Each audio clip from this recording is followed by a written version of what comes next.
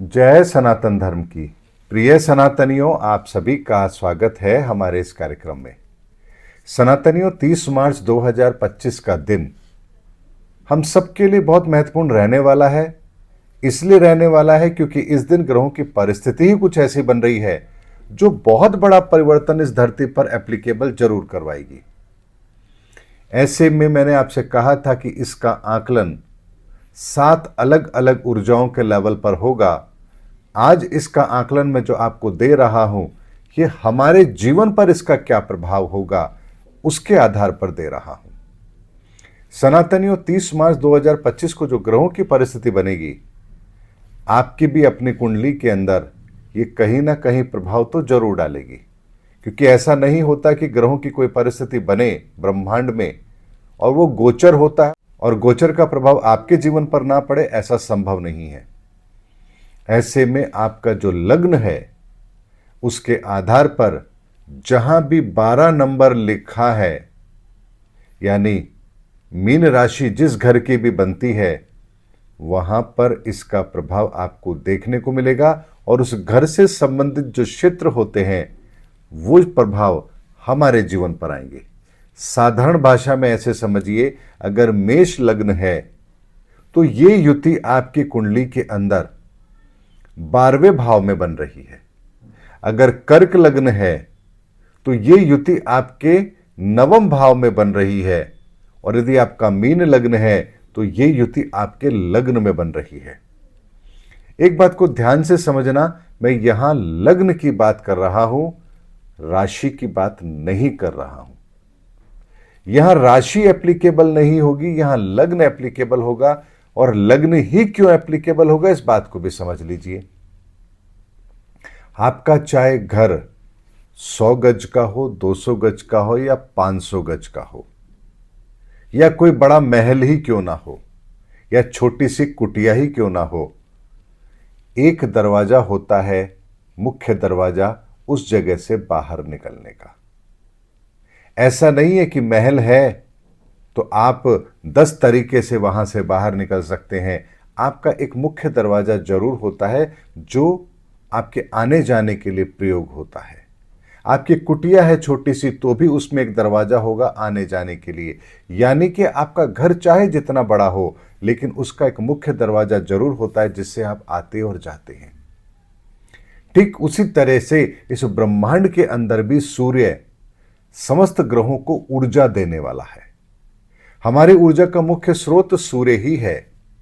ऐसे में आपके जन्म के समय सूर्य के सामने जो राशि होती है वही आपका लग्न होता है।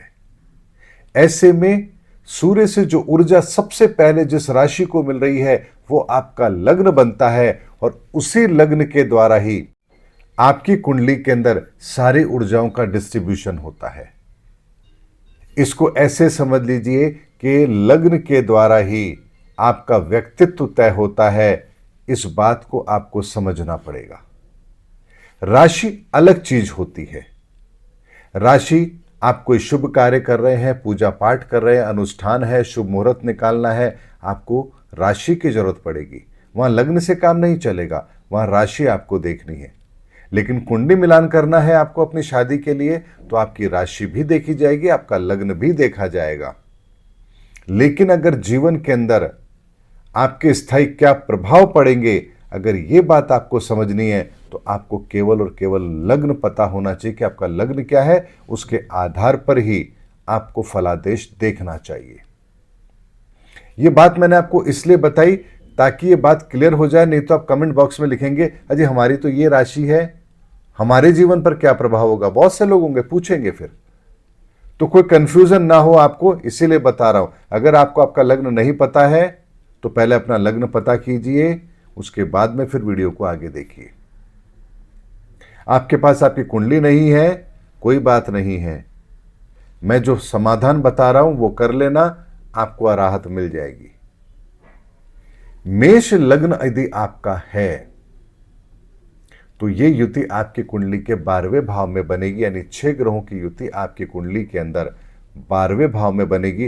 अर्थात आपके खर्चे, आपके जीवन की कठिनाइयां इन सब के अंदर एक बहुत बड़ा परिवर्तन आने वाला है। अगर आपका समय शुभ चल रहा है तो आपको इन संकटों से मुक्ति मिलेगी, और यदि आपका समय खराब चल रहा है तो आप इन परेशानियों को और बढ़ता हुआ अपने जीवन में देखेंगे।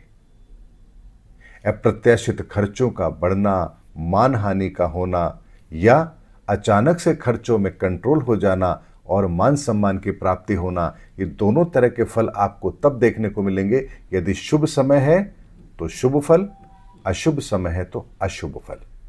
लेकिन मिलेंगे 12वें घर से संबंधित ही। अगर आपका वृषभ लग्न है तो ये युति आपकी कुंडली के 11वें भाव में बनेगी, तो आपकी इच्छाओं से संबंधित कार्य यहां पर होंगे। आप जो करना चाहते थे उससे संबंधित निर्णय यहां अब आपके जीवन में होने लगेंगे। फिर बात वही आती कि अगर अच्छा समय तो सारे काम सही होंगे, और बुरा समय तो सारी इच्छाओं पर आपके ब्रेक लगा देंगे। अगर आपकी मिथुन लगन की कुंडली है तो ये युति आपकी कुंडली के 10वें भाव में बनेगी, और 10वें भाव में ये युति आपके कामकाज को, आपके बिजनेस को प्रभावित करेगी। अगर शुभ समय है तो बिजनेस बहुत तेजी से आगे बढ़ेगा, और अगर अशुभ समय है तो चलते हुए बिजनेस के अंदर अचानक से परेशानी आएगी और ब्रेक लग जाएंगे। कर्क लगन की कुंडली है, ये युति आपकी कुंडली के अंदर 9वें भाव में बनेगी। भाग्य का साथ मिलेगा अगर आपकी कुंडली में समय सही है तो। आपको बेतहाशा तरक्की देखने को मिलेगी, आपकी वर्किंग एफिशिएंसी में बहुत सुधार आप देखेंगे। लेकिन अगर आपका समय खराब चल रहा है तो फिर आप धर्म विमुख होकर के कार्य करना आरंभ कर देंगे, और आपके परिणामों के अंदर कमी अवश्य आएगी। अगर आपका सिंह लग्न है तो ये युति आपकी कुंडली के 8वें भाव में बनेगी। मृत्यु तुल्य कष्ट का या तो सामना होगा, या मृत्यु तुल्य जो कष्ट आ रहे हैं उनका आपको समाधान मिलेगा। अच्छे और बुरे दोनों परिस्थिति के आधार पर मैंने आपको बताया। अगर समय अच्छा है तो रिजल्ट अच्छे ही मिलेंगे, अगर समय खराब है तो रिजल्ट खराब ही मिलेंगे। ऐसा क्यों होगा, इस बात को भी समझ लीजिए। समय खराब का मतलब होता है कि आप अपने विकारों से ग्रसित रहेंगे। समय अच्छे का मतलब होता है कि आप अपने गुणों से प्रभावित रहेंगे। जो व्यक्ति अपने गुणों से प्रभावित है वो अच्छे काम करेगा, अच्छे रिजल्ट लेगा। जो व्यक्ति अपने विकारों से ग्रसित है उसकी सोच भी उल्टी होगी, उसके एक्शन भी उल्टे होंगे, और उसको परिणाम भी उल्टे ही मिलेंगे। इसीलिए अगर समय खराब है तो अपने गुणों का सहारा लीजिए, अपने विकारों के पीछे मत पड़िए, आपको परिणाम भी परिवर्तित होते हुए जरूर नजर आएंगे। ऐसे में सिंह लग्न वाले, उनकी कुंडली के अंदर जो ये 8वें भाव में युति बन रही है, इनके कष्टों को बढ़ाएगी या कम करेगी। अगर हम बात करें कन्या लग्न की, तो कन्या लग्न की कुंडली के अंदर ये युति आपके 7वें भाव में बनेगी। आपके आसपास के जो लोग हैं, आपके पार्टनर हैं, आपका दाम्पत्य जीवन है, वहां आपको एक बहुत बड़ा परिवर्तन देखने को मिलेगा। शुभ अशुभ आपके समय के आधार पर होगा। उसके बाद बात करते हैं तुला लग्न की। तुला लग्न की कुंडली के अंदर ये युति बनेगी कुंडली 6ठे भाव के अंदर। 6ठे भाव में जब ये युति बनेगी तो रोग, ऋण, शत्रु, दुर्घटना, लिटिगेशन, ये घर एक्टिव होगा। यानी कि कर्ज से मुक्ति या नए कर्ज के दलदल में आप फंसेंगे। बात फिर वही आती है, समय आपका कैसा चल रहा है उसके आधार पर आपको परिणाम मिलेंगे। सनातनी एक बात को समझिए बड़े ध्यान से, परिस्थिति एक ही बन रही है ब्रह्मांड में, लेकिन हर व्यक्ति के लिए परिणाम अलग अलग है। अब अगर कोई व्यक्ति कहे हाँ जी गोचर में तो बहुत अच्छी परिस्थिति बन रही है तो मुझे भी अच्छे परिणाम मिलेंगे, नहीं। गोचर के अंदर अगर परिस्थिति अच्छी भी बन रही है तो भी आपके कर्मों के आधार पर इस समय जो आपको समय भोगने को मिल रहा है, आपको परिणाम उसके अनुसार ही मिलेंगे। जैसे गर्मी का मौसम है, अब अगर गर्मी का मौसम है, गर्मी तेज है, लेकिन गर्मी आपको परेशान करेगी या राहत देगी, ये आप कैसे तय करेंगे? अगर आपके पास एसी है तो आप उस गर्मी में राहत महसूस कर रहे हैं, और अगर आप एसी तो छोड़िए, उस गर्मी के अंदर आप सड़क पर पैदल जाने के लिए मजबूर हैं, तो वही गर्मी आपको परेशान कर रही है। गर्मी एक ही है, लेकिन वर्तमान में आपकी परिस्थिति ये तय कर रही है कि आप उसका आनंद ले रहे हैं या उस कष्ट को भोग रहे हैं। ठीक उसी तरह से चंद्रमा से भी हमारे जो महादशाएं होती है उनका क्रम तय होता है। आपके जन्म के साथ ये तय हो जाता है कि आपको मारक ग्रहों की दशा किस आयु में मिलने वाली है। यानी जीवन का संघर्ष आपके जीवन में किस समय पर आएगा, कितने समय के लिए आएगा और किस क्षेत्र में आएगा, इसका आकलन आपके जन्म के साथ ही आपकी कुंडली के आधार पर किया जा सकता है। अब जिन लोगों का भी जन्म इस धरती पर हुआ और उन सब की कुंडली के अंदर महादशाएं अलग अलग हैं और 30 मार्च 2025 का समय हर व्यक्ति की कुंडली के अंदर एक अलग महादशा, अंतरदशा, प्रत्यंतर का समय लेकर आ रहा है। तो ऐसे में ये जो समय आपको मिल रहा है ये अच्छा है या बुरा है, ये आपके जन्म के साथ ही तय कर दिया गया था कि मार्च 2025 के अंदर जब ग्रहों की परिस्थितियां बनेगी तब आप उस समय अपने जीवन के अंदर अच्छा समय भोग रहे होंगे या बुरा समय भोग रहे होंगे। ये ऐसा मैकेनिज्म है जो बहुत तरीके से काम करता है। ये ईश्वरीय व्यवस्थाएं हैं, ये हम इंसानों के द्वारा बनाई हुई चीजें नहीं हैं जहां हम कुछ मैनिपुलेशन कर सकें। ये आपके साथ होता ही होता है। अब बात करते हैं वृश्चिक लग्न की। वृश्चिक लग्न की कुंडली हम बात करेंगे तो ये युति आपकी कुंडली के अंदर पंचम भाव में बनेगी, यानी संतान से संबंधित, शिक्षा से संबंधित, अकस्मात धन लाभ से संबंधित या धन हानि से संबंधित, आपके पेट के विकार से संबंधित ये घर यहाँ एक्टिवेट होगा। तो जैसा मैंने आपसे पहले भी कहा है, अगर अच्छा समय तो इन कष्टों से मुक्ति और बुरा समय है तो इन कष्टों का सामना। धनु लगन की कुंडली है तो ये युति आपकी कुंडली के चतुर्थ भाव में बनेगी, यानी माता, वाहन, भूमि, गाड़ी, जमीन, जायदाद, इनसे संबंधित समस्याओं का समाधान या इनसे संबंधित समस्याओं का सामना। अगर आपकी मकर लगन की कुंडली है, ये युति आपके तीसरे भाव में बनेगी। या तो आप सदगति को प्राप्त करेंगे, सदमार्ग पर चलेंगे, या आप दुराचारी बनेंगे। यानी ये समय आपको प्रेरित करेगा अपनी परेशानियों के समाधान निकालने के लिए मैं सही रास्ते पर चलूं या परेशानियों से घिर कर मैं अपना रास्ता ही बदल दूं और गलत रास्ते पर चलूं। ये निर्णय आपको इस समय पर करना पड़ेगा मकर लगन वालों के लिए। यानी ये परिस्थिति आपको अपना कर्म बहुत सावधानी से करने के लिए प्रेरित कर रहा है। अब बात करते हैं कुंभ लगन की।